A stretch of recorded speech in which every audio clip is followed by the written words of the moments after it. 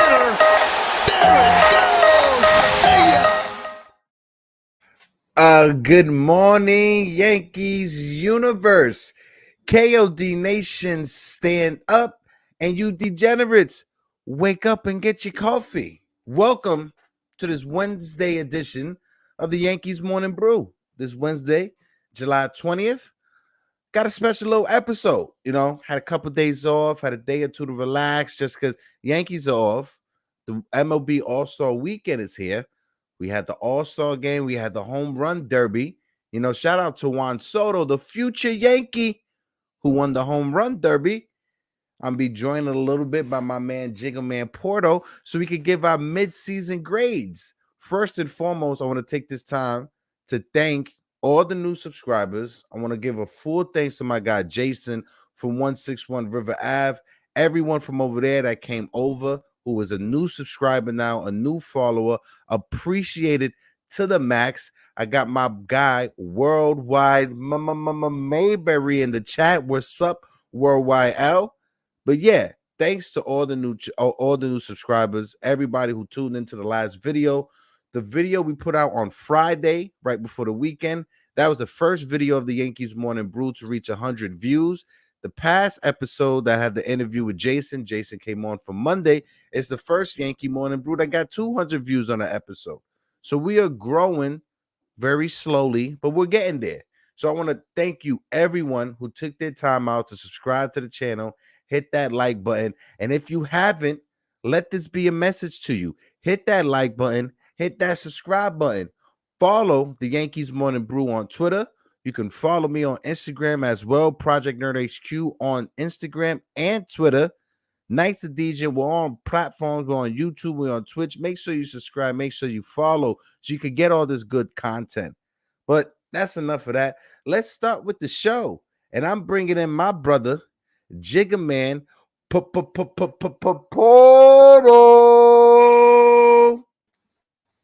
Yo, what up, Hector? What is good? I hope I was good with the whole Jigga Man Porto. Yeah, it was good. You had me hyped, bro. I wasn't even ready to come on. You were like, I was like, oh, shit, that's me. You dropped the sandwich and everything. I'm so sorry. Bro, to think last time I came on here, it was like episode 5, man. You've been killing it. Things are going great. The viewership is up.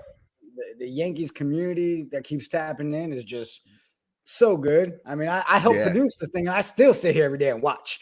All right. I'm in the chat talking about, all right, calm down, Foxy. Calm down, Worldwide L. Y'all need to take a seat back. All right. But man, it's been awesome. And just to see all these guys coming in. We need to get this chat in the Nights of DJ, man. We're going to talk to them about that today, too. But no, definitely, yeah. Did you see the Yankees All-Star game? It was amazing. Definitely, yeah. The Yankees All-Star game, we had a few guys that are from other teams, a few other teams that's maybe a part of us, maybe. What's your thoughts, on the Aaron Judge question? Before we get into the grades, that question from Aaron that they gave Aaron Judge on the spot. Do you think he was ready for it? No, I mean, so here's the thing. He probably was ready for it, right? Because you got to be. He's been dealing with the questions about what's happening in the offseason, what's going to happen. You're going to go somewhere else. But, he's at the All-Star game having a good time, rocking them Kobe's, just chilling. And then that question came. You saw he was just like, yeah, just love Aaron Judge. You're not prepared when you start referencing third-person stuff. You know what I'm saying? Well, just be a fan of Aaron. Hold on a second. I was here to have a good time, enjoy the game. That reporter got me stressed out. Yeah. No, it was you could tell it wasn't a question that he was prepared for. Going into the All-Star weekend, going into questioning with the Juan Soto news being the top thing that's being discussed right now. Aaron Judge, you got to do a little bit better. If not Aaron Judge, the Yankees PR team has to do a little bit better. Shout out my guy, Keith.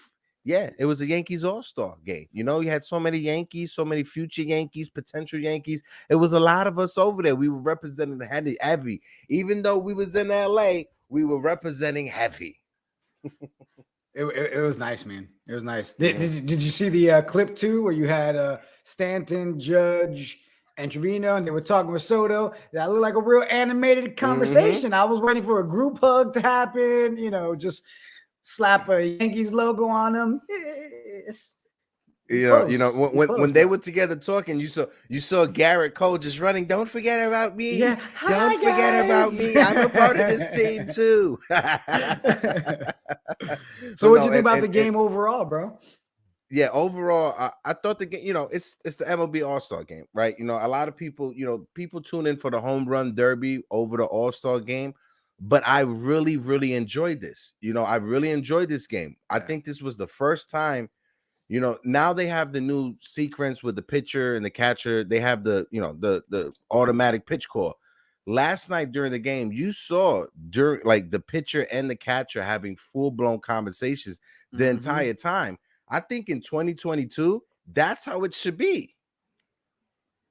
Yeah. I think with the technology today, how it is, that's how let the catcher and the pitcher communicate with each other, just like it was, so the catcher could keep the pitcher in a rhythm. Yo, my man, what you doing right now? All right, I like that. All right, keep going with that. Throw it over here. That's how Trevino and Nestor was talking.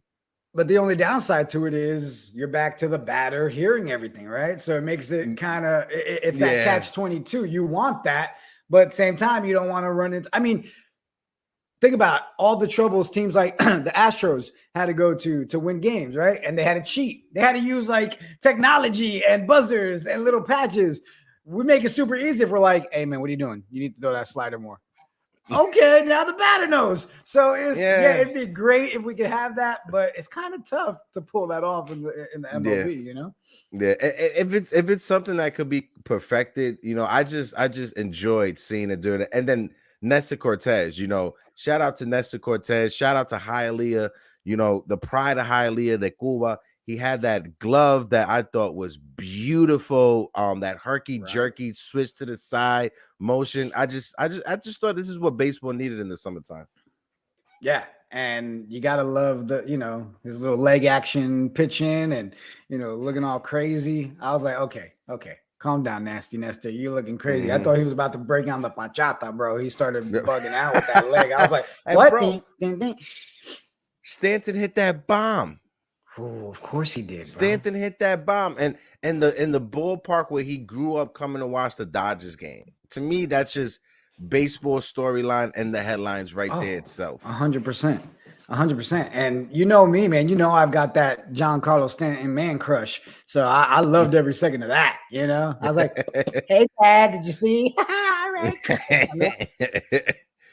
Wish we had that audio of that Yankee fan. Stanton, sit on my face.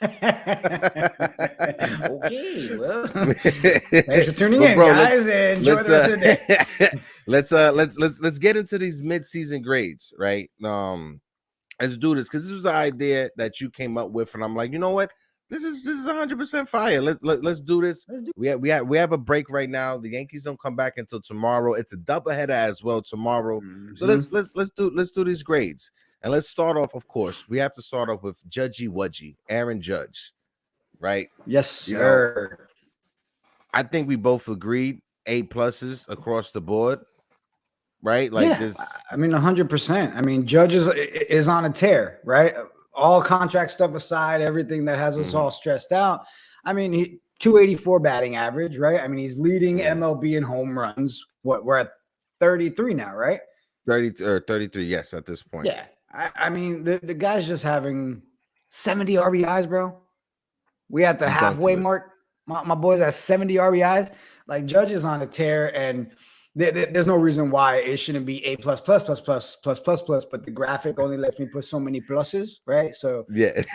But if it was up to me, we would just combine your grade and my grade, and it'd be AA+++++++. Aaron Judge killing it. I had to put that.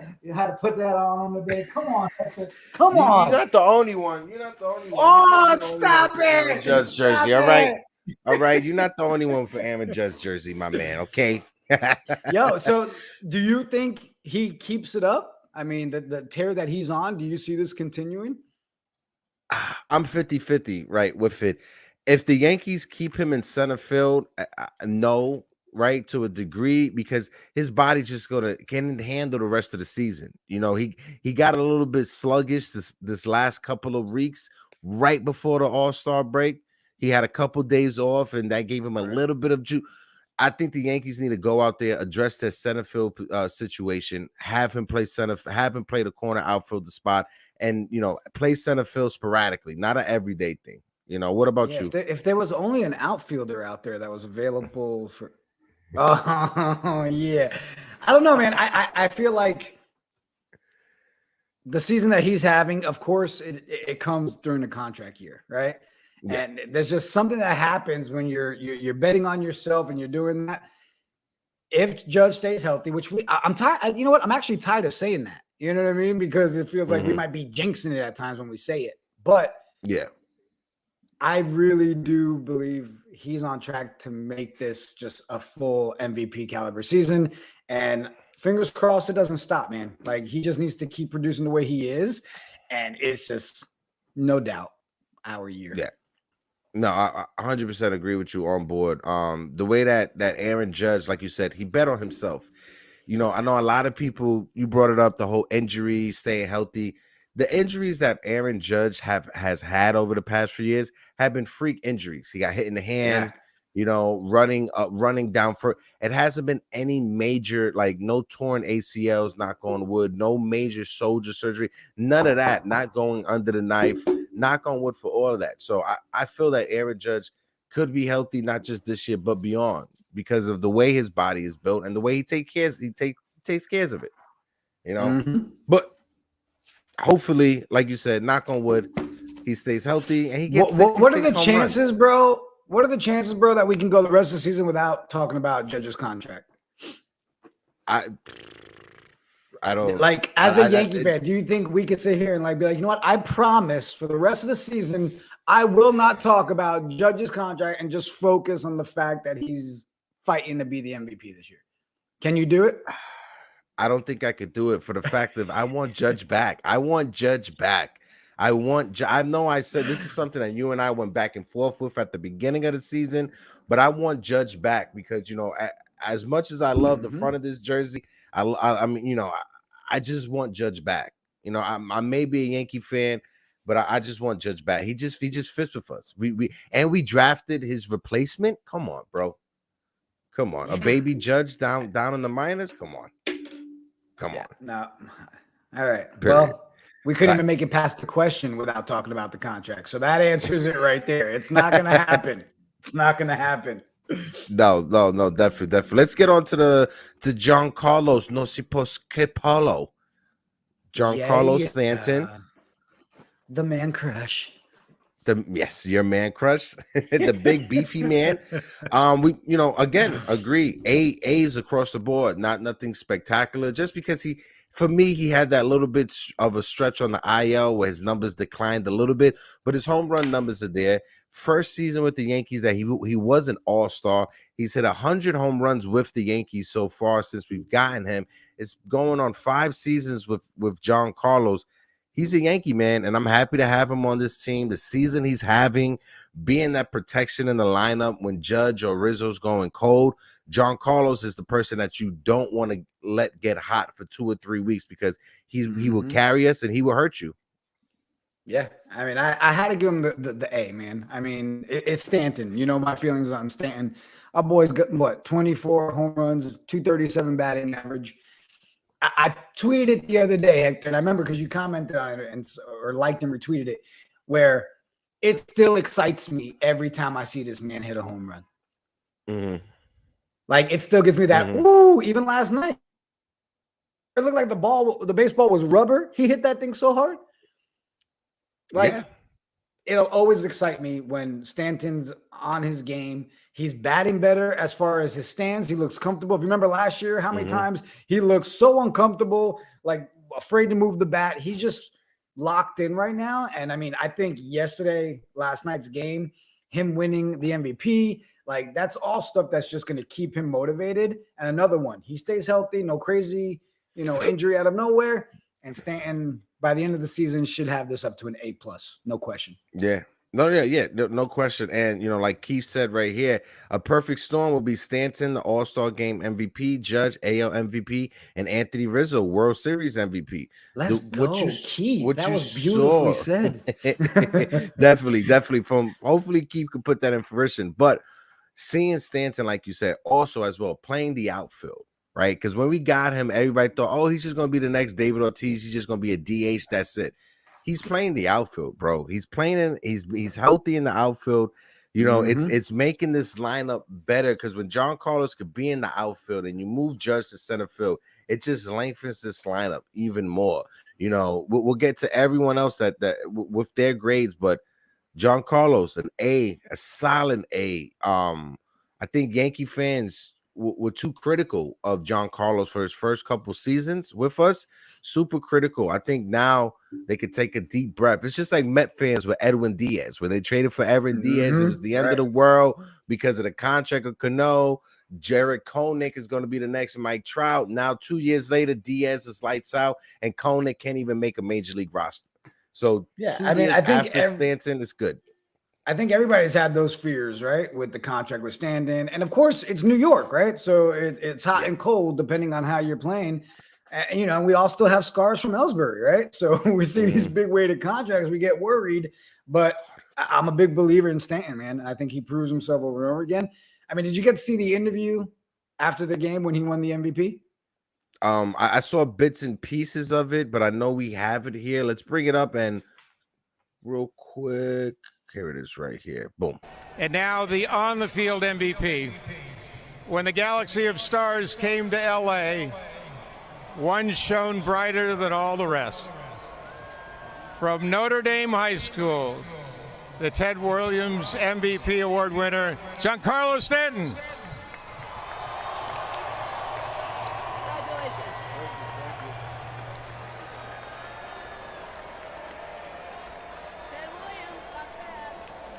Giancarlo, we see the smile on your face, and we talked about this during the game. For folks that don't know, when you came to Dodger Stadium growing up here in Southern California, where would you sit, and how is it relevant to what happened tonight? I'd always sit in left field, come and try to scalp tickets, whatever we could afford, and sit out there in left field, and to be playing left field and hit one out there is incredible for me. What does this moment mean to you? It hasn't fully sank in. It's going to be an amazing memory for all my life, and I'm just happy. This is incredible. Finally, Giancarlo, you had 50 tickets for family and friends to come to this game, but one person in particular, I know it meant the most to you in seeing you win this award and hit that home run tonight. Who is that and why? Yeah, I mean, my pops. My pops took me to my first Dodger game. Showed me how to have love for this game, and now we're here. Look at it. So it's just incredible. Giancarlo Stanton, the winner of the MVP award. Congratulations. Wow. Such a feel-good story. Amazing. Too. Yeah. I mean, I do got to point out, Giancarlo over and over again. First of all, it sounded like it was a new brand for Levi jeans, right? Like, go get your Giancarlo jeans. Like, what the heck is Giancarlo? But the interview was dope, and the fact that he won the MVP last night after that dinger, man, it was just, you couldn't have asked for more from that game last night. Yeah. A bit surprising that the thing on the bottom, it showed that Stanton is only the third Yankee to win All-Star MVP. The last one since Mariano 2013. And if my memory is correct, the first one was probably Reggie Jackson for that All-Star performance he had in Detroit when he hit the weather controller, he hit the electrical box. I think that was the first one right there. It's crazy, right? When you see a stat like that, three.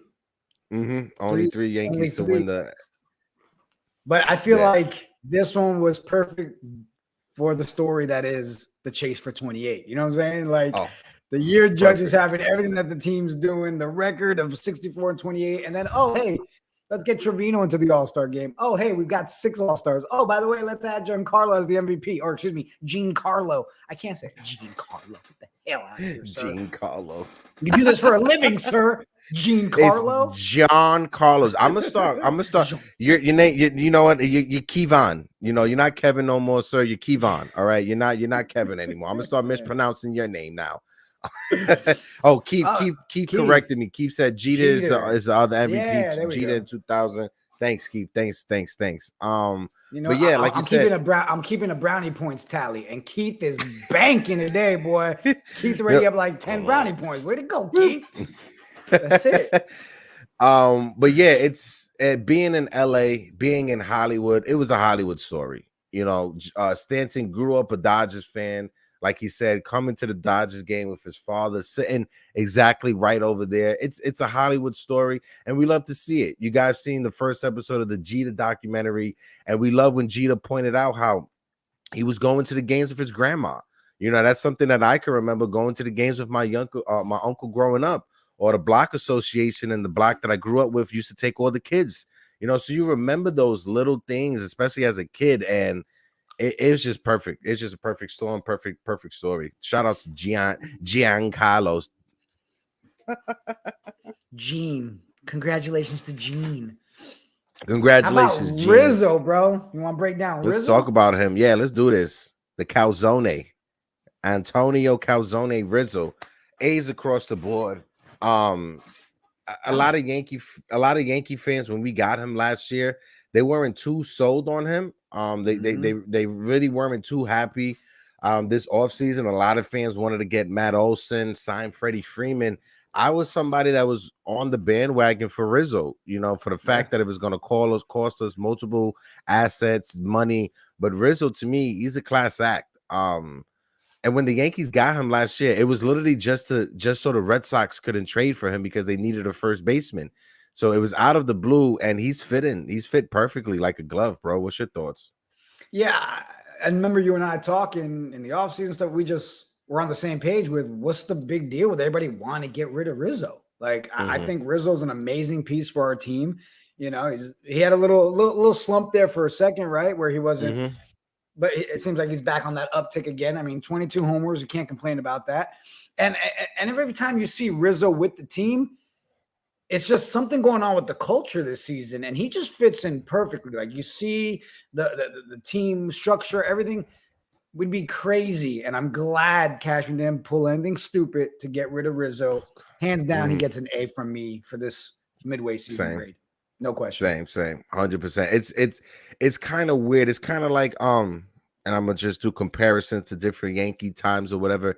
It's like when Don Mattingly was the face of the Yankees, and then we got Paul O'Neill, and Paul O'Neill was able to be that anchor for him. You know, that grounding rod to ground down Don Mattingly in that 95 run. Even though the Seattle Mariners broke our heart, he was still there just to ground Don Mattingly. And I feel Anthony Rizzo is that for Aaron Judge. You know, you see the reports that Aaron Judge and Anthony Rizzo has become super close as friends, and you know the bond that they've built. It's just perfect. It's just, this team is perfect. Everyone is doing what they have to do. Everyone is looking after the next man up. No one is trying to take shine away from anyone else. Everybody's getting their flowers, and I think it starts with Anthony Rizzo and ends with everyone else. Yeah, I mean, I think he's proven he's built for New York, right? Like, he just at this point, you look at Rizzo and you're like, all right, he's a New York Yankee. Like, there's no question to it, you know. And he just fits it perfectly, even when he's going through that down slump for a little bit, right? Some of the little negative comments stuff, it just seemed like he was one of those guys that wasn't affected by it and just sticks to his game, sticks to his teammates. And more brownie points for Keith in the chat. Rizzo's a blessing on and off the field. You know what, Keith? Yeah. That's it. Keith, 11 brownie points now. Boy, this man just racking them up, man. But no, you know, and Anthony Rizzo, check this out. You know, like, Anthony Rizzo has such a unique opportunity when he retires to be like, you know what? I broke the curse with the Chicago Cubs, won a championship, and I have a championship ring with the New York Yankees. Like, that right there, it's your grandkids are gonna love you for years to come. My grandkids are gonna love him for years to come. I don't even have any yet. All right, how you doing? Let me go over here to Glaber, because it's a Glaber day. Okay. my grade for Glaber, this is where we differ. I think this is the first time we differ this entire breakdown so far. Yeah. But I'm giving Glaber an 8. He's bounced back from his bad 2 seasons. Everyone has been ripping him, saying that, oh, it was just a fluke. That 38 home runs he had, 15 of them was against the Orioles. It's just, it's something that he can't do again. And Glaber was a top prospect back when he was with the Chicago Cubs. We traded him from Aroldis Chapman. We got Chappie back, and his rookie year was awesome. Second year was phenomenal, and I just think he fell in love with the home run. And he's taken these past 2 seasons to find himself. And the numbers just show it. He became a father, which shows, he has matured, but he's batting 270, bro. 270, 10 plus home runs. The RBIs are there. The walks are there. He's not striking out. Moving back to second base from shortstop. I just feel second base. He's a natural second baseman. And, if he keeps this up next year, we'll be talking about him at the All-Star game. Yeah.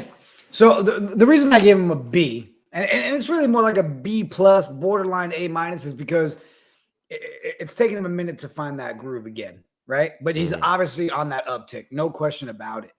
Let's be real. He's got the 4th highest batting average on the team right now, right? And I think that's really been over the last couple of weeks where he's really found that groove, right? I started worrying when he started changing that batting stance again just a month ago, where I was like, oh, here it goes.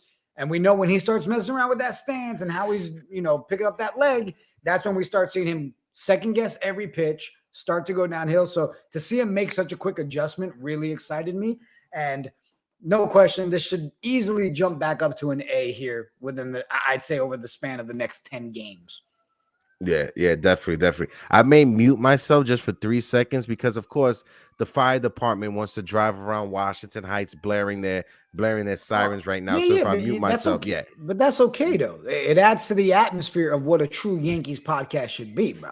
Like, if we're not getting sirens or somebody yelling, right, or knock on the door, we're not doing this podcast right, bro. You right. You right. I forgot about that. Yeah. And shout out to Keith. Keith is just keeping the brownie put. You know what, Keith? We need to get a card punching system, right? Because every time you say something fire, you need to punch your card. So when you get 10 punches, you get something from us. But we're gonna work out a brownie point system. You get some sort of free merch from Knights of Degen. I mean, Keith, you're up to 12 brownie points, bro. We haven't even put a value on the brownie points yet. Just know you killing it, Keith. All right, we got 12 brownie points right here. You got a Starbucks gift card coming your way, Keith. Just know that. He said Gleyber Torres leads Major League Baseball in walk-off since 2018. You are absolutely right, and he has 3 of them this season. Gleyber Torres, give him another season, and I can say he's back to what he was before. These past 2 years. And I think it's a mental game with Gleyber Torres. He fell in love with the home run ball. He had an eye situation the year of the pandemic, the shortened season. He was being very frustrated. He didn't want to wear contacts. He didn't want to have the surgery. But I think this past off season, he did have the corrective eye surgery. He was able to recover. And you're seeing it right now. His proof is in the pudding. Gleyber Torres is back, baby. Yeah, and you know what? I might keep that B on him forever, man, just for being the Baltimore Oriole killer. Like, we need another Gleyber Baltimore killing. Like, I'm hoping we see that. Because the Orioles are coming back. The Orioles are coming back. Yeah. Just so everybody know, this is the first time in Major League history that on this day, July 20th, this far in the season, that there's a division that every team is at 500 or better. It's the first time in baseball history. The American League East is the best division in all of baseball. All of baseball. That's right. And we have the best team. I mean, Orioles, they've 8-2 in the last 10 games. They're playing great ball. I mean, a quick turnaround, right? Like, we all expected, all right, they're probably gonna have another one of those Baltimore Orioles seasons, but no, man. I mean, 46-46, they're turning around. But I definitely sign me up for a Gleyber bashing of the Baltimore Orioles. I need it. It needs to happen. When it happens, I will come back on the show that next day. And we are just going to come up with our own Gleyber chants and free brownie points for Keith. All right, Animal. Salute. Okay. 4 teams from AL East going to make the playoffs. Mariners going to fall off. I like that take. Listen, I have faith in them. I have some energy and some faith in the Mariners. It would be awesome to see all American League East teams in the playoffs, but let's spread it around. Let's get the Seattle Mariners involved. Let's get some Julio Rodriguez in the postseason. And just so everybody know, I will have Frankie joining me just a little bit later just to break down the lineups of the All-Star game. I got Frankie backstage. I just want to let him know, Frankie, just hold on. I see you back there, baby. Just wait for us to finish this, and then we'll go over the All-Star game lineup, you and myself, right, Frankie? All right. But this right here is a shocking one. I don't think anyone, I think in the conversation in the beginning of the year, Jigga Man talking about this team, talking about potential, who we can add to this team. I don't think any of us had Matt Carpenter on our bingo cards. What about you? Listen, Luigi, right here. I literally take my phone. I play the Super Mario Brothers theme song every time he come up to bat. Okay, I'm a firm believer. I did it once. He hit home run when I did it. Now I can't help myself. Superstition. I keep doing it every time he come up to bat. Small sample size, but this man, I mean, what an addition. That swing. And if you saw the kid, the Aaron Judge lefty replica that we drafted, this dude literally has the same swing and bat as Matt Carpenter. Yo, there's, I mean, phenomenal. Like, you could not have expected. You couldn't have written this out any better.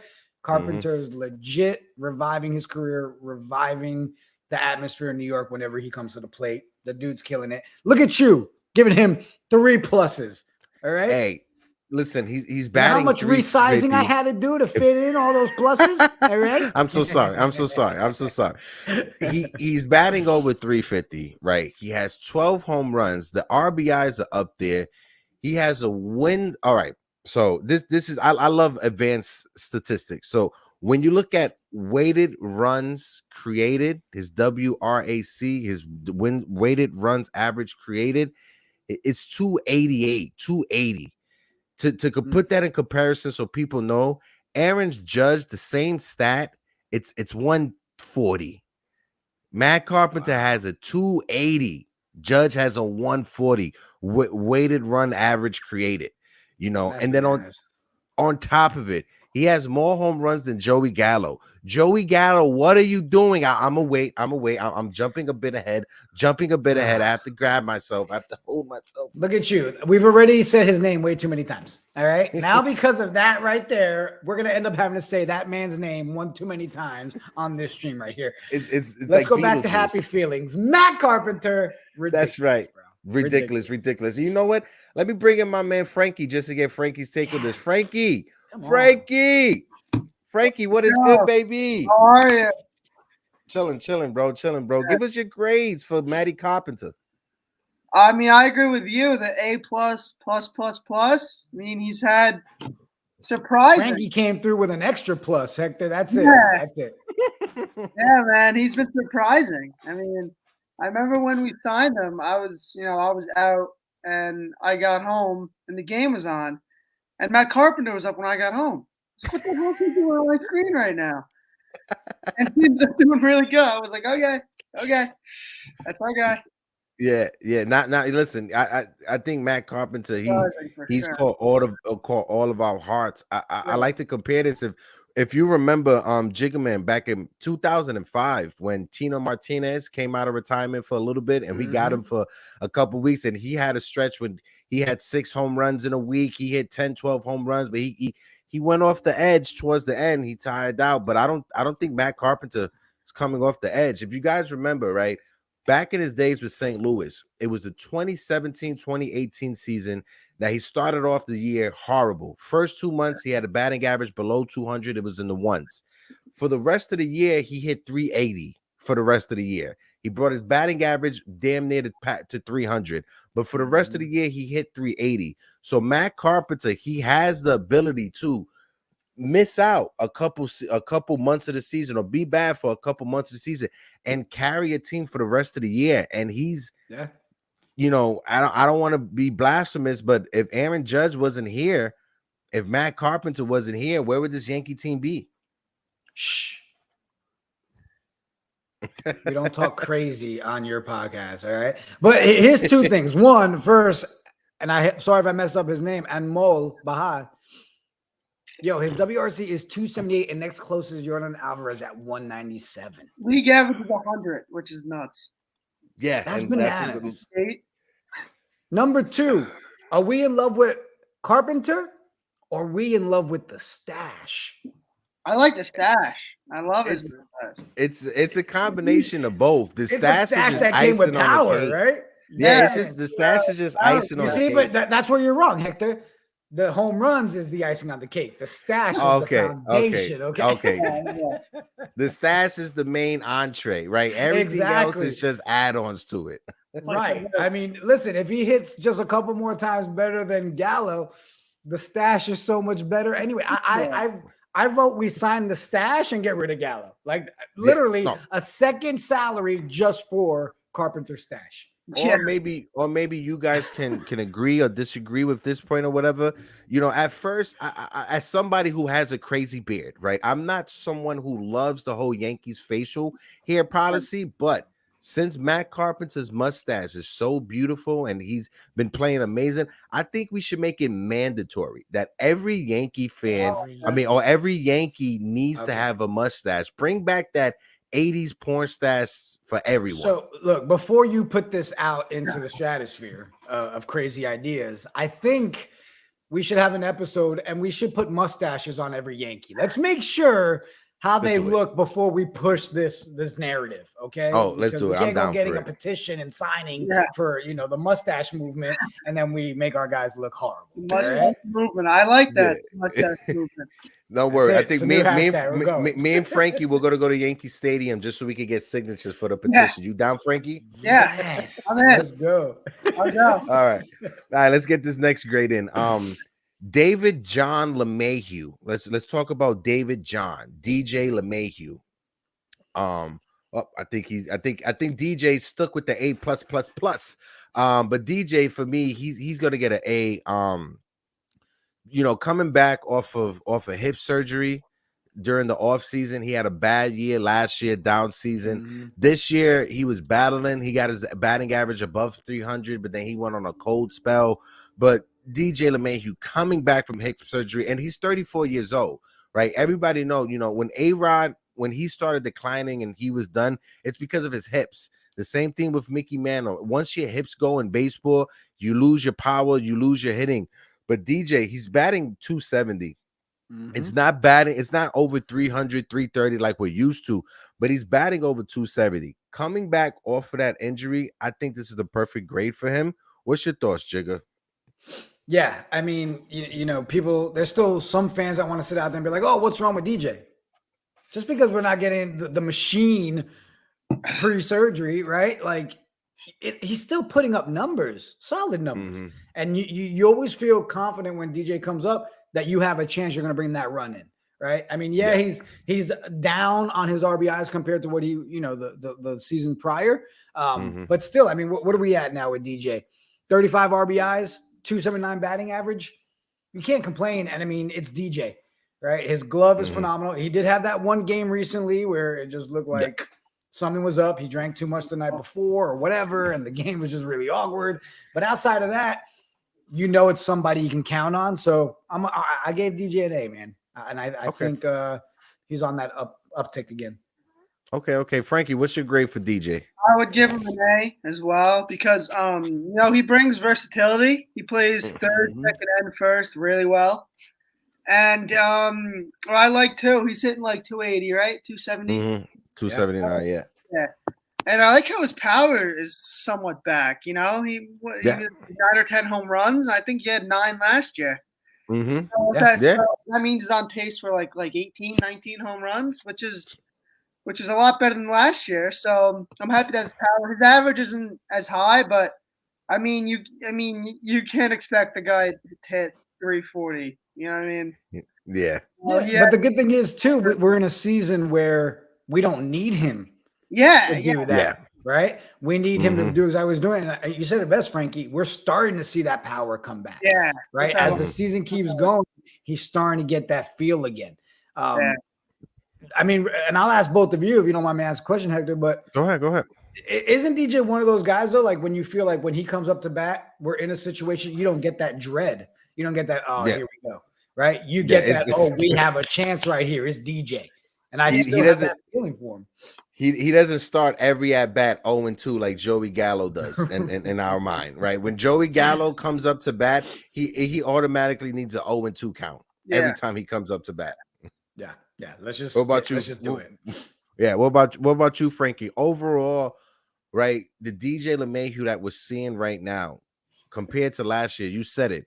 His home run numbers are up. Especially lately, the clutch genes are still there. Like Jigga Man said, he did have a few mishaps in the field against, the past team against Boston or whoever, but it's going to happen. In 162 games, we've seen it. Our bullpen has had some hiccups. Our starting rotation has had some hiccups. Our defense is not going to be perfect, but DJ, he plays a solid Gold Glove second base, and to me, he plays a Gold Glove third base as well. Like that's one thing that can't be forgotten. I don't know if it's ever happened in Major League history, not saying that he should get the award, but if DJ LeMahieu this year or next year was to get a Gold Glove at second and third base for the season, bro, that's legendary stuff right there. He's really good defensively, which is great because especially with like Gleyber, even though his defense has been better, he's still not that great defender. To get him out there once in a while, but DJ at second, maybe give Gleyber DH or move maybe to get ICAF out of the lineup. We can have Gleyber move over to short, maybe for one. And but that's the beauty of DJ, right? Is we can utilize him. He really is that weapon. You can put him wherever. Which is good. He's been DH'd a few games. It just helps balance out the lineup even more. But let's get over to someone who's a big surprise, I think, for all of us, right? Jose Trevino, our amigo. My man, pots and pans. Jose Trevino, first time All-Star with the Yankees this year, B+, right? Man, B+, A+ for me. It doesn't matter what his grade is. Jose Trevino has had a phenomenal season, right? I think I gave Trevino a B+ just because I don't want to seem like I'm giving every Yankee an A or an A+. But Trevino, what he has done this year, solidifying and just holding down that catching position. Gary Sanchez, a lot of Yankee fans, we were heartbroken from Gary Sanchez, right? We wanted Gary Sanchez to turn out to be that all-star, but the bat was there, the defense was never there. When we went on our championship runs, we gave up Mike Stanley, who was an all-star offensive catcher, and we got Joe Girardi, who was a defensive-minded catcher, defensive first, and that's what we needed to do. And Trevino is basically the same thing. Jigga, what's your thoughts? This is another piece that you can't script this season, right? Like the man came out of nowhere, a great move by Cash, and let's be real, we're all doing the Jose chant when he's coming up the bat at this point, right? I mean, you got to. And then to see, he's just such a genuine guy too. Like everything you see about him in social, his interviews, everything that he's got going on off the field, dude is a stud. I gave him B+ because I feel like he sets the tone of who's above this and who's underneath. If you're not even at this level right here, then, you need to be sent to the principal's office, right? Like this dude gets my B+. I'm a Jose fan through and through. Yeah. No, yeah. Go ahead. Brownie points. He said Lord. The only Gary we acknowledge is Sheffield. Go ahead, Frankie. Give us your grades on Jose. I'll give him a B. Yeah, along with you guys, I've been really happy with him. And I don't know if you saw last night in the All-Star game when he came up, he was like, "Oh my God, this is awesome." Yeah. And I kind of shed a little tear when he got the single. It was great. Right? I was so good. I can't feel nothing but happy for this guy because he grew up a Yankee fan, and this is his dream. He's an all-star for the New York Yankees, and he's been a defensive rock, which, like we said, was much needed over Sanchez. And he's a better hitter than Higashioka. He's not. Yeah. I mean, I he don't makes you forget we have Higgy, which is crazy. Yeah, You know, because yeah. I was I was a big Higgy fan. You know, but I'm like, no, it needs to be Jose every day, all day. Yeah. For So me. what Trevino is, we kind of met in the middle between Higgy and Sanchez. Yeah. In the middle between the two of them, which is You're absolutely right. Yeah, it's a balance. It's a perfect balance of both. Because we when got you look the at offense and the great defense, which is awesome. when you look at Trevino's numbers, right? The thing that pops out to me more, yes, his batting average has tailed off. It was 300 at one point. It's 250, 260 now. But the thing to me that pops out when you look at Trevino's stats, he has a 390 batting average with runners in scoring position. A 390, even with runners in scoring position, 3 times, 4 times out of 10, he's going to get you a hit. And, I bow down, I'm not worthy, however, but Jose Trevino has had a solid season, all-star season, and I'm glad we got him. I'm so happy we got him. You gotta end the conversation of Jose the right way. Jose. Exactly. How could you not? Right? The dude is a stud, man. Yeah. And just like we gave some people some good grades, some passing grades, we got a few kids on the bus that have to go to summer school. Right? The summer school crew. Yeah, this is the summer school crew. You may be shot, Frankie, but this is the summer school crew. Let's get it going right now. The yellow bus has got them. Aaron Hicks, Josh Donaldson, Isaiah Kiner-Falefa. I gave Hicks a D+ because the hype coming in, he's going to shore up the defense. He doesn't strike out as much. This is a guy who walks and get home runs, a good contact guy. But when you look at it this season, his strikeout numbers are up, his walks are down, his home runs are down. The defense that he has is very shoddy. I could count off of my hand 3 games that we lost in the past month because of his defense. Josh Donaldson. I'm not sold on Josh Donaldson. I'm overwhelmed. Aaron Hicks is, he's Aaron Hicks. He's whatever. Yeah. And IKF, the second one that came in that trade with him. IKF, his defense, IKF has 30 errors as a shortstop this year. Yeah, it's bad. Go ahead, Jigga. I had to go with the C- for Hicks. I think he's maybe trying to find that turn coming up, right? He's turning it around, which we hope, right? You and I have had these conversations. Yeah. I'm not a Hicks hater, right? I'd love nothing more to see Hicks come back to form. We're carrying a lot of weight having him anyways with salary and everything. Like, we need Hicks to just what he started picking up here right before the All-Star break. If he can keep on that, then he'll get back to not being the we want Hicks out of here conversation. Josh Donaldson, I give him a flat C. He did a couple of good things to start the season off. He's in that lull right now. I agree with you. Defensively, he's supposed to be this amazing stud. It's, I don't think we've seen that. And IKF, gave him a C+. The errors are horrible, man. It's a matter of each one of these guys has a piece that the other one doesn't have. If you took each one of them and took the good things that they're working, you make one good player, right? So again, luckily for these 3, because of the season we're having, the production from everybody else, they've been able to fly under the radar a bit. Hicks, not so much, but the turnaround is there. So, they definitely need to go to summer school and, pick up their grades, and we'll see what they can do the second half, man. Yeah. Frankie, give your grades. So I'll give Hicks a C+, because I think he's had an all right season. First 2 months were bad. Recently he's picked it up. And I think the difference between a C+ and a C- for Hicks right now is that he's had a few big hits. So I guess that's a point where I'm like, okay, he had the home run against Houston. He had like 2 home runs against Boston, so I'll take that. Donaldson, I'll stick with a C because his defense has been honestly not terrible. It's been I think above average, nothing special though. And he had a grand slam against Boston. So that's the thing between a C and a D+ for me. Okay. IKF, right there with you. I give IKF a B-. I know that seems wild because the errors have been up, but he's also made some great plays. Yeah. I think a lot of his errors are him trying to go for the spectacular play. Oh, nice voice crack. Where he would maybe make a bad throw or bobble it or something. And his offense has been not as bad as I thought. So for the spectacular plays he's made, I'll give him a B-.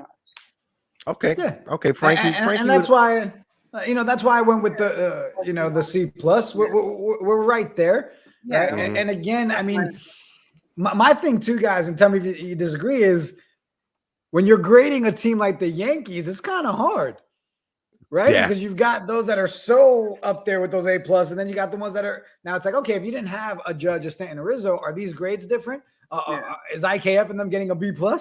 Right? It's just based on the team they're on and the stuff that they've done. Yeah, I agree with you, Frankie. I think he overthinks too much when it comes to IKF, wanting to a spectacular play. And it's like, bro, just do the process, bro. Like, you're good. Calm down. Just do your thing. Yeah. Pick up those errors and he'll get out of that C+. Yeah. Well, IKF needs to thank Frankie because of Frankie, he doesn't have to go to summer school. But if it was up to Jigga Man and myself, he'll be in summer school. He's going to talk to the counselor a little bit. Yeah, he has to talk with the guidance counselor. Yeah. He'll get it figured out. He'll get it figured out. Yeah. But let's go over to the starting pitching. Because the starting pitching to me, it's been one of the best bright parts of this season. But I'm giving them a B+ just because how they fell off recently. Severino got injured. We can't knock him for injuries. This is more knocking the Yankees coaching staff because apparently when he got injured, he went to the coaching staff and told them, I just feel something a bit off, like something's not right. They still let him pitch. Thank God, knock on wood. It was only a lat strain. At first it was reported, Frankie and I talked about it. It was reported as a labrum tear and not knowing if he would even come back this year or next year. But thank God it's just a lat strain. Knock on wood. He'll be able to come back after 2 or 3 weeks. Garrett Cole is an ace of the staff. I've said this. A lot of Yankee fans like to beat up Cole, but listen, Garrett Cole, since he's been a Yankee, has not missed a start. He's pitched every game since he's been a Yankee. His durability is there.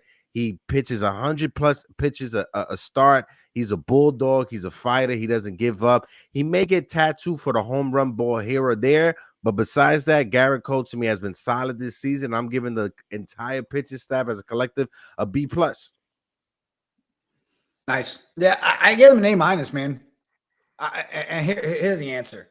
I mean, it was just a couple weeks ago that every single tweet, every period was about our starting pitchers being the freaking Avengers, right? Yeah. Let's be real. The guys are on a tear. Right, yeah. How many games this season have we been blown out? No. I feel like I've seen more 2 extra inning games this season with the Yankees because we've been in every game than I have in a long time. Have we been blown out this year?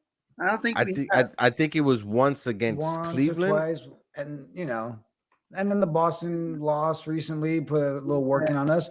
But again, with 28 losses and 64 wins, I thought you were crazy with a B+, bro. So crazy that it made me put an A- instead of an A. I was like, okay, maybe I'm gonna go down a little bit. So Hector, you did play some Jedi mind trick on me, and I brought it down to an A-. But man, our pitching staff This will be an A-. This will be an A-. A-. Frankie, what's your thoughts? I'll give him an A. I've been really happy with the way that the rotation has been, and I think that they overperformed the way I was like my expectations. I didn't expect. I think you guys can agree too. I didn't expect Cortez to be a friggin' all-star. I mean, I think Cortez didn't expect to be an all-star. No, no. It's just a crazy season. Like Severino was having a pretty good year before he went down. Tyon and Montgomery have been kind of shaky recently, but all in all, they've had good years. Tyon had a good start last week against Boston, so that's good comeback. And Cole has been he's been Garrett Cole. So he's been amazing, and this rotation has been really, really good and definitely overachieving the way I thought they would. Yeah, you guys think we still have a need though, right? To grab another pitcher. Oh yeah, I want an A+. Yeah, well, I want an A plus. If we get another pitcher, then we'll be an A plus. Luis Castillo, Luis Castillo, baby. another future Yankee that was pitching at the All-Star game. You know, and I get it. Baseball wants these players to represent their team at the All-Star game before they're all wearing Yankees jersey. I get it. The commissioner made that phone call and said, Brian, you have to wait until the All-Star game is over. Copy. But that was the starting staff. Let's get over to this bullpen, because this bullpen, this bullpen, they got fireworks going on. Yeah, they got the Well fireworks deserved. jumping. Well deserved. But yeah, the bullpen to me, it's a B for the simple fact of the question marks when it comes to Chapman and when it comes to Johnny Loizaga. But if I take Chapman and Loizaga out of it, they have an A, right? But it's just those two question marks to me. It's the reason that I'm giving them a B. But Clay Holmes he's been the best closer in all of baseball. He was in the All-Star game. He pitched a solid inning. Michael King as well has been phenomenal. Wandy Peralta, who is an old Dominican man that has found the fountain of youth. He's found that extra gear. I'm not sure if it's the hold on. Sorry, I got a text message. I'm not sure if it's the chicharron that he's getting from Dykeman, but Wandy Peralta has found his extra gear and he's killing it. Lucas Licky, he's the only person that kind of makes my stomach turn. He's a bit iffy, but as somebody who's a taxi driver, Lucas Licky he's been awesome this year. What's your thoughts, Jigga, man? Yeah, I mean, I really feel, and I hate to say it, and it's crazy to say it, but Chapman is reason why it came down to a B, and it's crazy to say that, right? Mm-hmm. I mean, you take Chapman out, and I give these guys an A. Clay Holmes, amazing. The man by himself deserves an A plus, right? King's a stud. It's definitely that chicharron for Wandy. Like it has to be, hands down. I think it's filthy. I really do. I think sometimes he just shows us some pitches that are just like, man, if he can find that pocket and that pitch more often when he comes to that changeup that he has, huge.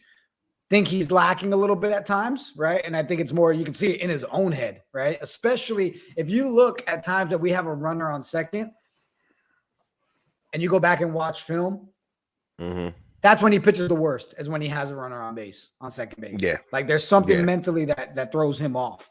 But again, I go back to we got 28 losses, no major blowouts. Our bullpen's holding it down. A B because of the little hiccups we have. I'm very happy with our bullpen. I am. No, go ahead, Frankie. Go ahead, Frankie. I feel the same way.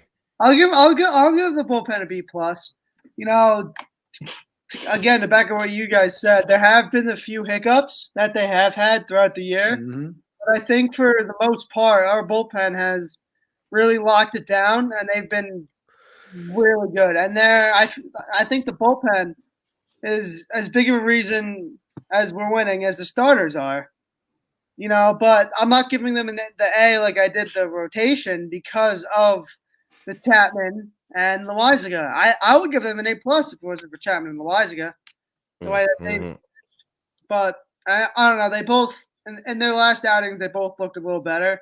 So hopefully they they have end the first half on a good outing, and then they get a few days off. We're good. I think the bullpen is going to definitely continue to succeed and carry us to wins. Yeah. I think if we get that other starter that we really need, I think it's going to help the bullpen out that much more. Yeah. But if they continue to perform the way they have in this first half, again, I say it over and over again, that chase for 28 is looking nice. Yeah, and on top of it, we have Zach Britton, who should be coming back by next month. We got Ron Marinaccio, who'll be coming back off an injury within the next 2 or 3 months. I'll get excited for Britton when Britton gives me something to get excited about. I'm not going to get excited just because he's coming back, all right? Like, Britton needs to come back and show me something. No, definitely. For me, it'll be just like a mid-season acquisition at the trade deadline. If Britton comes back, if he gives us something, he gives us something. If not, we can move past it. We can move on. But I know we've gotten to everybody's favorite Yankee player, right, of this season. You know, I know the jerseys is out there. Frankie's Twitter tag is Joey Gallo Stan. So I know he has a Joey Gallo jersey somewhere. Oh, wait, he has a 13 in the background. He has a 13 in the back. Oh, he has the Gallo jersey. So but everybody's favorite. When we get rid of him, Frankie, do we do a live burning session? How does that work? I think when we get rid of him, I will flush down the toilet live on this podcast. Yes, Yankees Morning Brew special edition. Frankie flushes. Frankie with the toilet flush. Yeah. I got that jersey over the off season because my dad always complained about him. I don't know. I was at the mall on Black Friday. I was in Dick's Sporting Goods. I saw it for $20 on sale. Oh, I was like, okay. $20. My dad's birthday was in 2 weeks. So I was like, yeah, I'm getting this is my dad's birthday. As long as it's not and a your full dad price, gave it back you know? to you? Yeah, he gave it back to me. He said, wait a minute, I thought you loved me, son. Smart man, your pops is. Yo, his dad opened that gift and right afterwards went back to his written will and said, okay, well, I'm questioning this little Frankie kid. All right, everything I've done for you. But yeah, Gallo and F. I was telling Jigga Man, he actually deserved that grade that says that, you know, the parent and the teacher needs to have a conversation about the grade. It's a ZE. If you guys went to New York City public schools. So, but Joey Gallo, yeah, get him out of here, expel him, get him gone. He's done. He's done. Go ahead. Sucks to say it, right? You really kept hoping in the beginning of the season something would turn around and we get something from Gallo. But I told you this several times in our conversations, Hector. If they're not trading him, at least take the jersey off and switch him over to chiropractor. Because the way this man cracks all his bones and back and everything, I'm sure he can take care of the rest of the team and show him how to crack the right way. Because he's not cracking the bat. I'm sorry, Joey. You got to go, bro. You got to go. Yeah. It's not just a New York thing. It's just you are not doing anything. Yeah. Go ahead, Frankie.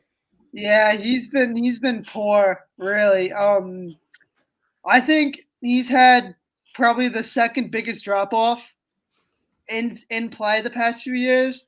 Him and Bellinger, you know, what I always say is, right, they both fell off a decent amount. And what I always say at least Bellinger is like, at least he's serviceable. You know what I mean? Bellinger is still not, he's never going to be the MVP again. He's not going to be that guy anymore, but at least he's serviceable. At least he's playable. He's just, Gallo was getting to a point where he's just not playable. And I just can't watch him anymore. I just can't watch him anymore. Yeah. He's coming up to that's the one time when he comes up to bat. I used to wait for commercials to go get a snack. Now I just wait for Joey Gallo to come to bat. I'm like, I'm not gonna miss anything right here. Let me go get me some Pringles.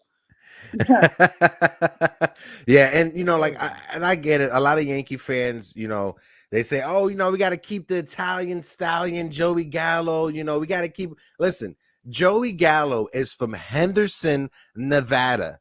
I don't think there's anything Italian about Henderson, Nevada. So I think we could push the brakes with the whole we got to keep the Italian stallion. I don't think you can go to Henderson, Nevada and get yourself a chicken parm. How disrespectful is it to call him the Italian stallion? First of all, leave Rocky's name out of your mouth, all right? Rocky is the only true Italian stallion. How you doing? Joey Gallo does not deserve that. Yeah, no way. Nah, no way. Bye, Gallo. But Jigga Man, you know, I know you got to dip off, but before we dip off, if you can just give a quick spiel about just KOD, because, you know, we did get an influx of 40 to 50 new subscribers. So let them know. Go ahead. Yeah. Baby.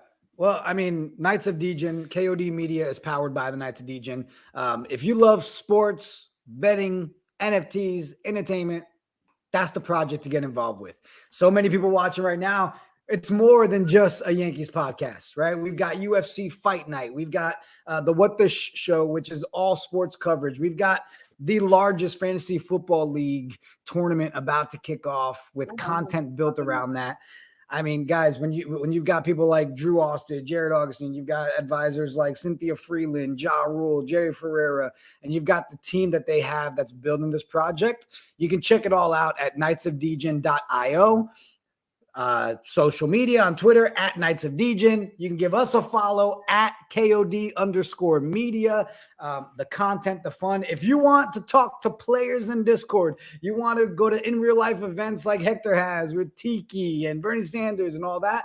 That's the benefit of being a part of the Knights of Degen. I love everything that's going on with this Yankees podcast. Hector, you're killing it. Frankie, I told him from the first time you came on, I have a feeling you're trying to come and take this man's job. I mean, you did lose some brownie points for the Gallo jersey, so we'll bring that up in your next interview. But, man, appreciate everybody that tunes into this. Love what we're building here. And if you haven't yet, again, give it a subscribe, a like, a follow. It's usually right down here somewhere. Just click the little button. Tell your friends, hey, these guys, they do things that have to do with sports, and it's fun, and it's sports. Subscribe right there. All right. Follow. Hector, man, appreciate you having me on, bro. Keep doing what you're doing. Frankie, great job. And let me know when you're ready to burn that jersey, and we will do it on stream. All right. Like, I am coming on for that episode. We'll have a Special episode. Yeah, definitely. Yo, we'll tie it into our mustache episode, right? We'll do the mustache on every player plus the burn. Yo, that's it. I'm excited. Yeah, I'm excited. We should clip this out and send it to Cashman. He might just pull the trigger on Gallo just so we can do this stream. They're gonna flush it and burn it. That's worth every penny. He's like, look, Hal, your money's being well spent. Jigga, bro. Thank you, brother. Appreciate it. Thank you for the opportunity. Guys, we'll be right back. We're just gonna go a little quick commercial break and we'll be right back. But Jigga, brother, love you, my guy. Peace. Yeah.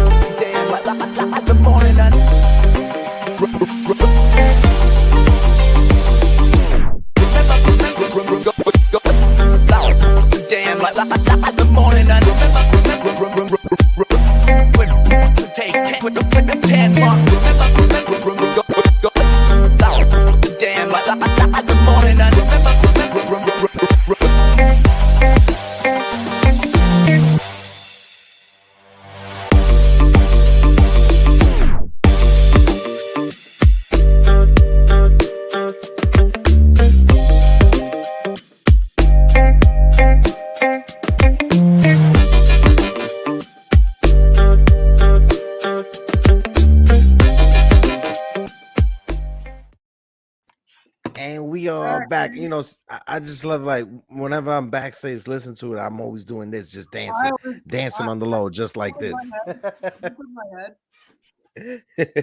but before we get into the All-Star game breakdown, Frankie, let's talk about this real quick, because the future Yankee Juan Sotito won the home run derby. What's your thoughts on it, bro?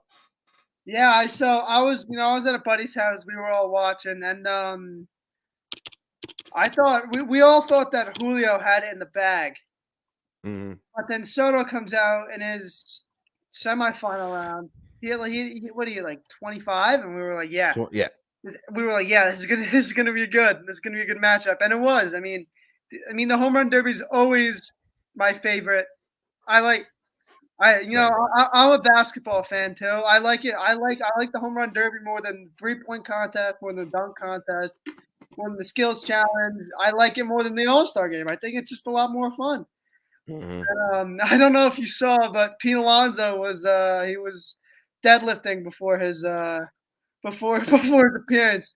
Bro, I like thought, to me, and you saw, did you see him meditating? yeah, I thought he fell asleep.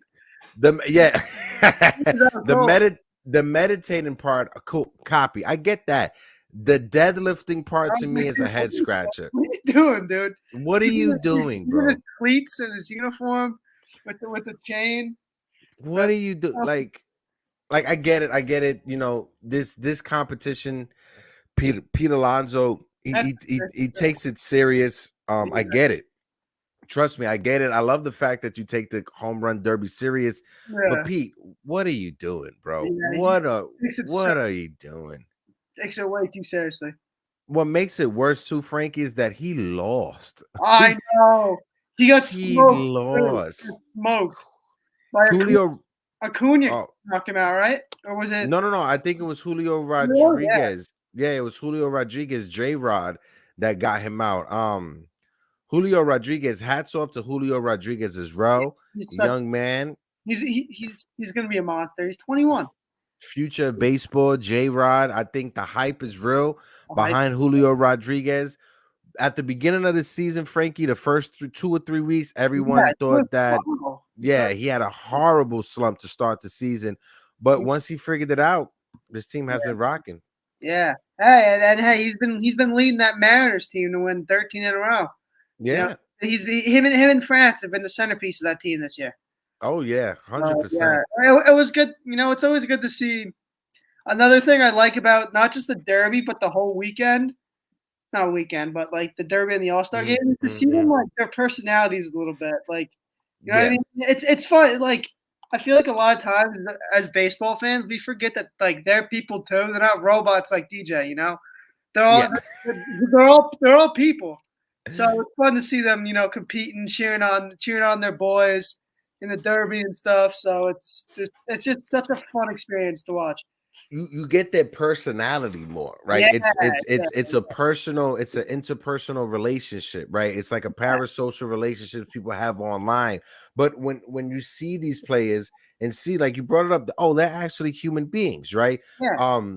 To me, my favorite part is, you know, it's a cultural thing. You know, I'm Puerto Rican, but seeing the Dominican players, the young Dominican players, all have each other's back, everyone. And then Albert Pujols as well, all those Dominican kids that grew up worshiping and loving Albert Pujols being able growing up. I wasn't a Pujols fan that much, but you know, seeing Albert Pujols out there, you know, getting, you know, we're not worthy. Pujols, like player, I think Pujols. So my first ever Little League team was the Angels, and I got number 5. And that was the year he signed with LA. So since then I've been wearing number 5, and I've always loved Pujols. Yeah, Pujols he's a legend. He's a phenomenal player. He's had an awesome career during the 2000s when I was younger, when I was in high school. Seeing the tear that he went on, I was just glad that I was alive to see that, you know, just like Miguel Cabrera as well. You know, seeing Miguel Cabrera even in the All-Star game, it's awesome, man. This is what baseball needs. Yeah, it's what it's about. And you know, a lot of people say baseball's a dead sport. I want you to go watch the home run derby, the All-Star game, and then say that to my face again with a straight face. 100%. Frankie's calling all of you trolls out, but it's people say baseball is a dead sport. It's a dying sport. Look at that home run derby. From the beginning, did you see this? I'm sorry, Frankie. Did you see the celebrity softball game? I didn't. I heard it was funny though. I heard it was hilarious. It was awesome. To me, it was better than the NBA celebrity basketball game. That celebrity. Yeah, that celebrity saw Brian Cranston was there. Jesus and Mero, even though Jesus and Mero just had that breakup, but they were there. It was a lot of people. It was awesome. It was great to see. It was great to see. Yeah, it was great to see. But let's get into this All-Star game, right? Let's start off with the National League. and start this off real quick. So what I did right now is because we had a lot of substitutions during the game, so I only have the starting lineup. So we're gonna focus on the starting lineup right now, and then we'll go through the pitchers. Right? Well, it's 9, 10, 11 pitchers, but we'll be real smooth with it. But the starting lineup: Ronald Acuna, the right fielder, he was 1 for 3. Mookie Betts, the Dodgers center fielder, who got that RBI in the first inning, he was 1 for 4.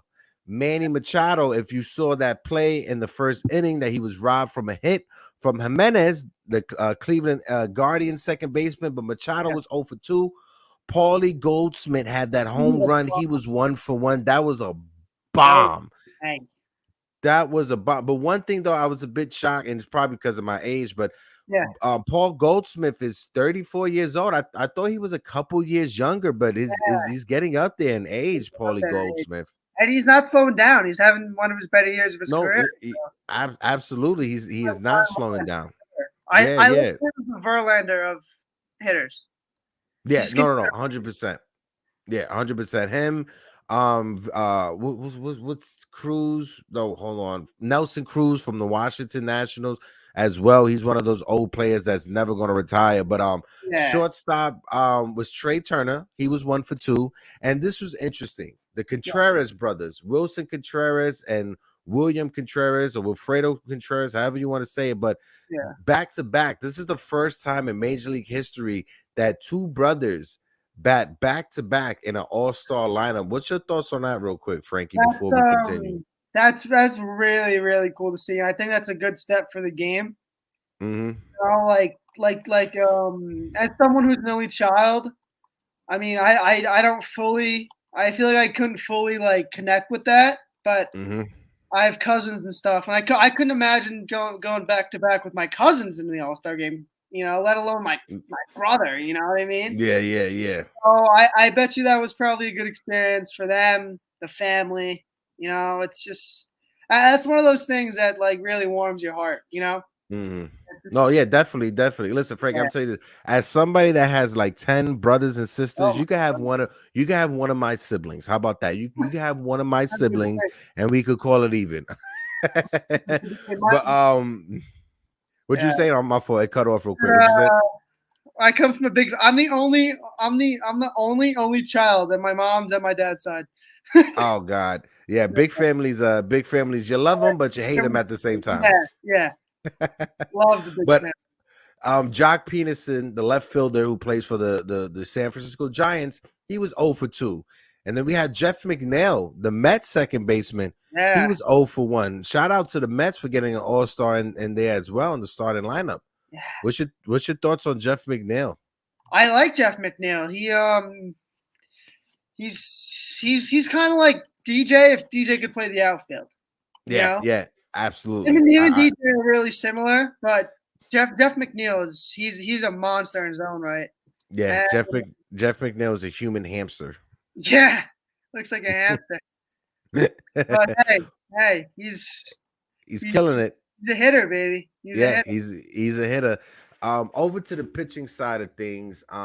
Clayton Kershaw started the game for the Dodgers. I mean, for the All-Star game, Dodger pitcher. You have to do it. You like if this was New York, it would have been Nestor Cortez or it has to be. Yeah.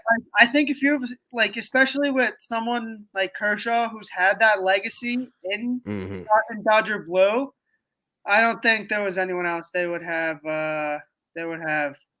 started. Yeah. And like Keith said, shout out to Bad Bunny for stealing. Bad Bunny stole this All-Star weekend and made it about himself, a la Bordy. But Bad Bunny, I love Bad Bunny. He's probably one of my favorite, if not my favorite artists. I don't know if you're a wrestling fan, but I am. And he was at WrestleMania last year. That was one of my favorite moments, I think. I've ever seen. Bad Bunny living out his childhood dream as a wrestler is the best thing that happened in 2021 or 2022. Yeah, he's a character, which I love. He totally buys into it. But Sandy Alcantara, the phenomenal pitcher for the Miami Marlins, was filthy. He struck out Stanton. He was just filthy. 2 strikeouts in his appearance. Musgrove, the pitcher for the Padres, he had 2 strikeouts as well. Gonsolin, he pitched as well. He pitched the inning. He got lit up for 3 runs. Luis Castillo, the future Yankee, he only gave up a hit, but he had 2 strikeouts. Manaply, he gave up no hits, no runs. He did have a strikeout. Williams pitched the innings. He gave up a hit, no runs. Hesley pitched the inning, no hits, no runs. I mean, 1 hit, no run. Hold on 1 second, because this is a lot of pitches on this thing. Bednar, who's the Pittsburgh Pirates. Bednar is a guy that you and I, we talked about. If the Yankees are able to pull off a trade for him, that's somebody we need to pull up a trade for. Yeah, Bednar, he's special. Yeah, super special. The losing pitcher of record was Gonsolin as the National League lost to the American League. Let me pull up the American League lineup right now. Yeah, always. To me, growing up, when I grew up, it was the American League was always winning. The National League was always getting destroyed for some reason. But then you had a few years that the National League, they won. When the National League went up ahead early, I thought the National League was going to win this. I'm not going to even lie. They haven't won in a while, if I'm not mistaken. Yeah, I honestly, I thought this was going to be a while. But let's see. Shohei Ohtani, the DH, let it off. He was 1 for 1. He told them, like he said it. He said it right. He said, "I'm swinging at the first pitch. I don't care what. I'm swinging at the first pitch." He swung at the first pitch and got a hit. But then Aaron Judge struck out. Rafael Devers struck out. Vladimir Guerrero Jr., the first baseman, was 0 for 2. Giancarlo Stanton was playing left field, and he got that home run, that monster shot. What's your thoughts? Oh my God. That was right around when I was getting home. I was at the baseball field. We were watching it on our phones in the background or whatever. And I get home, right? Stands up. That was I don't know if you saw the picture, but he they zoomed in when he hit the home run, and he dented the ball. I don't know if you saw that. No, I gotta look that up. I'll pull it. I'll send it to you after this or whatever. Yeah, okay, copy. What do you think in contact with that pitch? Right, he looks like we call him we call like good hitters, like he mashes, right? Yeah. He literally mashed the ball. Like there was an indent in the ball off his bat. I've never seen that. Yeah, I gotta look that up. Stanton, he's a and then when you saw how he hit, no legs. That was all arms. If he uses his legs there, he might hit that. He might hit that to his hometown. He's hit it out of Dodger Stadium before when he was with the Marlins. So he could do it again. Yeah. He could do it again. But Byron Buxton as well had a home run. They went back to back, belly to belly last night. Saw how high that pitch was? The Buxton one? It was at his eyes. I don't know how you get to that, man. I don't know how you hit that, and I don't know how you hit that for a home run. Oh, and it wasn't a cheaper. It wasn't a cheapie either. That was a bomb. It was a bomb. Nah, it was a bomb. But Buxton was 1 for 2.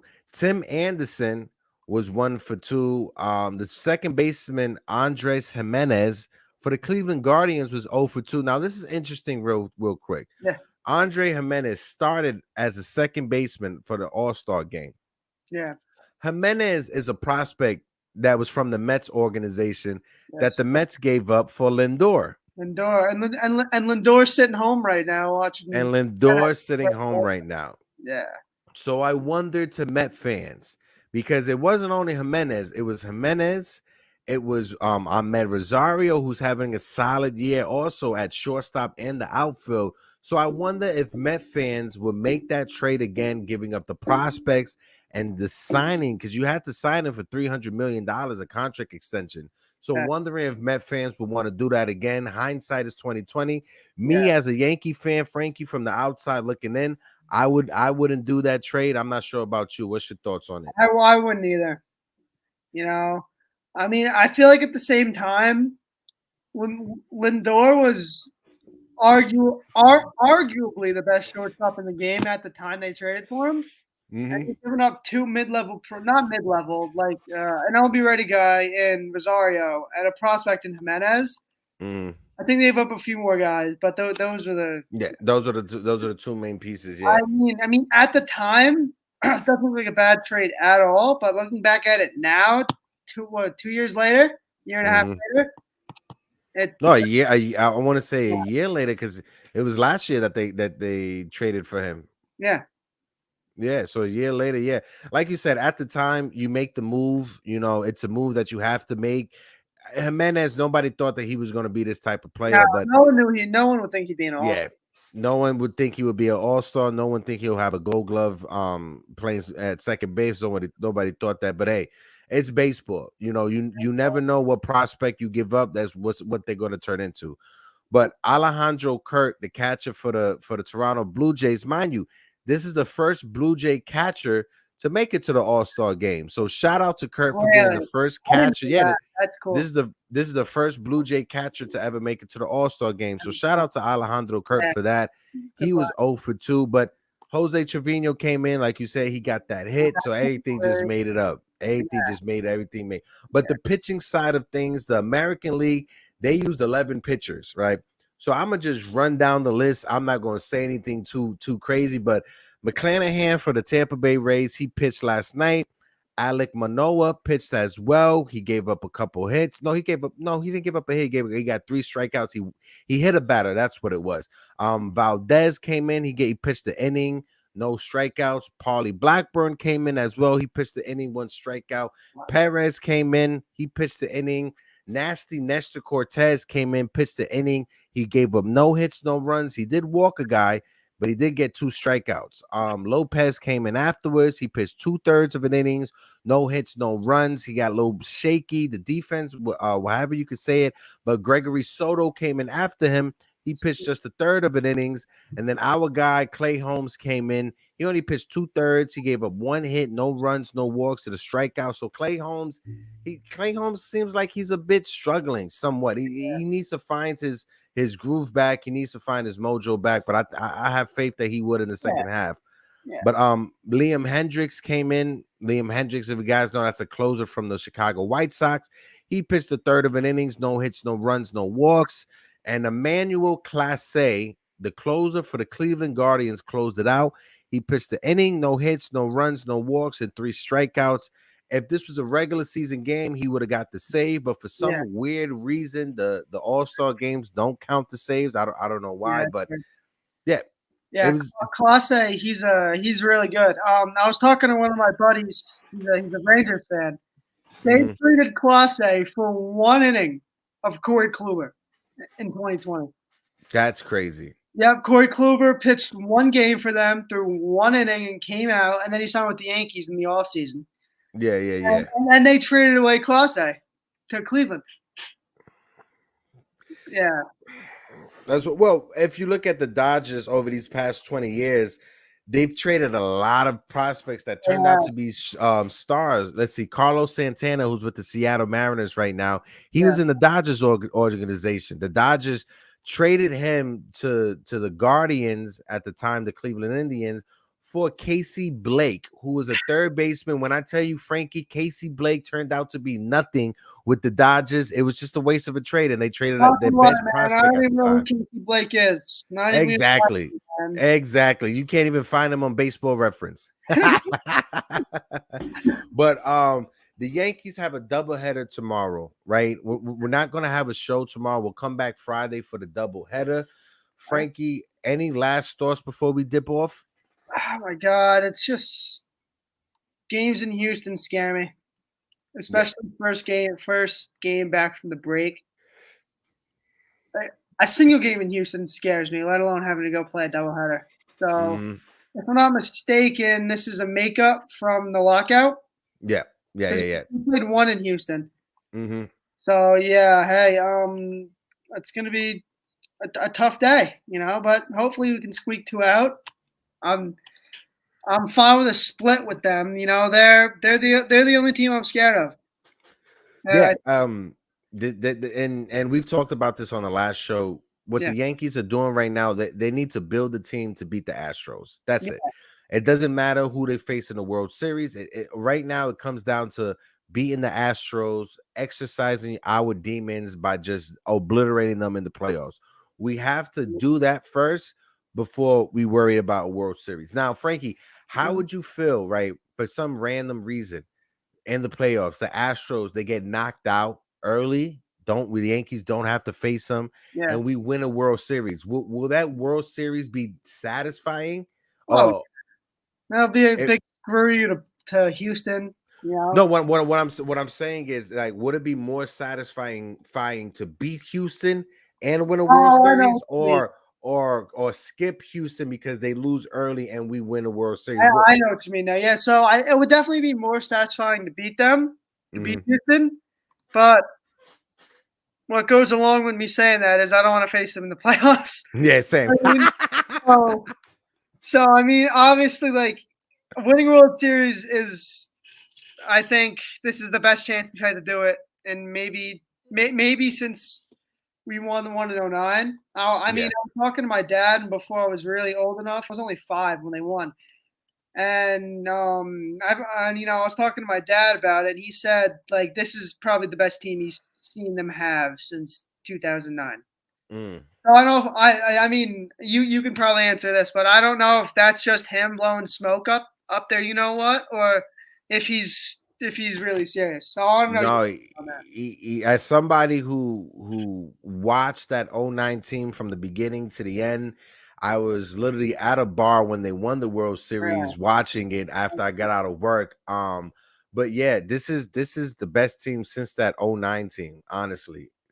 From top down, if not better than the 09 team, because that 09 team, they didn't have the starting pitching that we had, right? That 09 team, it had CC Sabathia, AJ Burnett, and I don't even remember anyone else that was Andy Pettit, of course, and who was Phil Hughes? Maybe he was Phil Hughes was coming out of the bullpen.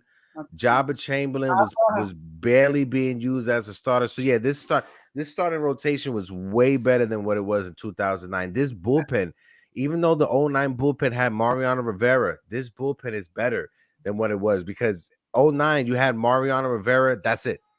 Maybe in the playoffs, Phil Hughes was phenomenal, but that was it. Mariano Rivera in the bullpen.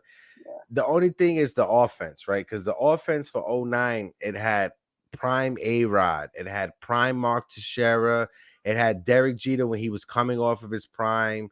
So I would say the offense for 09 was better because it had more of a left-right switch, left-right switch, left-right switch to it. It wasn't right-handed heavy like this lineup is. But if we go to that trading deadline, because the big part of that 09 team, and a lot of people don't talk about it, was the trading deadline.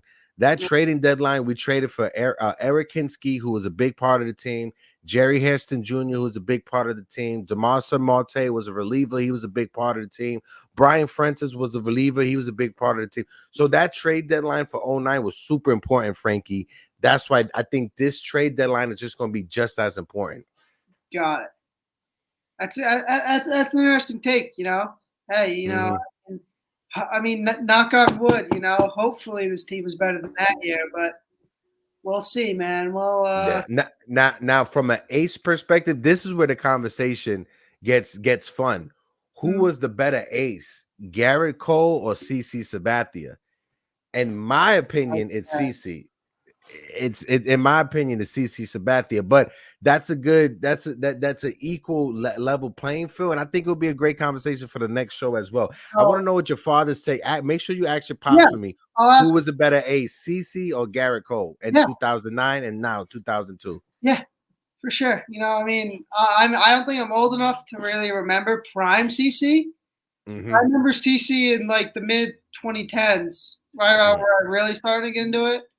He was on his decline, but still a pretty good pitcher. So, I mean, I don't think I have a good say in that because, you know, I never really got to watch, like I said, CC. But hey, I'll totally ask my dad, see his thought on that.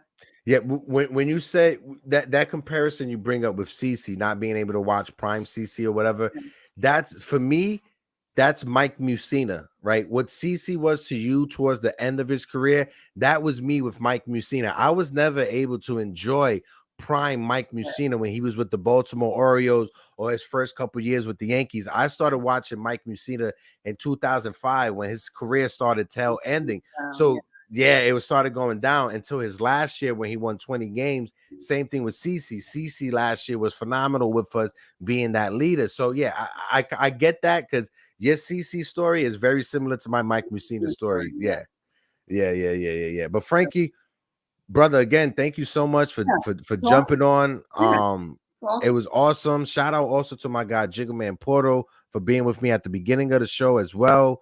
Guys, everyone who was in the chat, my guy Keith who was in the chat, Kinga Aurora who was in the chat, Coach Richie who was in the chat. Thank you so much. And who was in the chat. Supreme Overlord, Chop Low, I see you. Thank you so much. Chris was in the chat. Worldwide L was in the chat. We had a lot of people in the chat. Thank you, everybody who came through. All the new subscribers as well. Thank you so much. Hit that button. Hit that like button. Hit that subscribe button. Follow me on Twitter.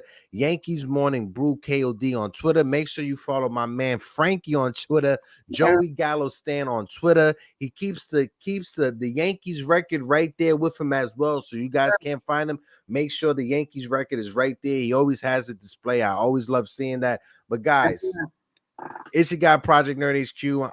I'm rocking out with my boy Frankie, and we out of here. We're gonna see you next time, guys. Peace. All right, see you guys. I'll see you later, bro. Peace.